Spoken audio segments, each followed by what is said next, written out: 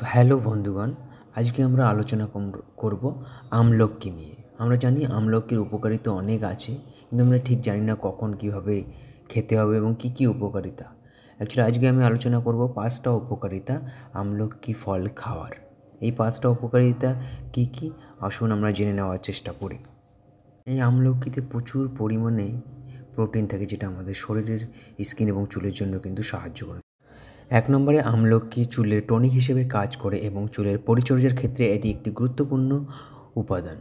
এটি কেবল চুলের গোড়া মজবুত করে না, এটি চুলের বৃদ্ধিতেও সাহায্য করে। দ্বিতীয়ত হলো যে এটি চুলের খুশকির সমস্যা দূর করে ও পাকা চুল প্রতিরোধ করে। এছাড়াও 3 নম্বরে হলো আমলকির রস কোষ্ঠকাঠিন্য ও পাইলসের সমস্যা দূর করতে পারে। এছাড়াও এটি পেটের গোলযোগের সমস্যা দূর করে।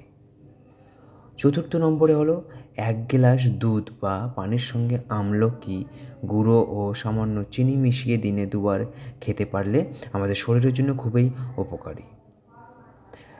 5 নম্বর, আধা চূর্ণ শুষ্ক ফল 1 গ্লাস পানিতে ভিজিয়ে খেলে হজমের সমস্যা কেটে যাবে এবং খাবারের সঙ্গে আমলকির আচার হজমের সাহায্য করে।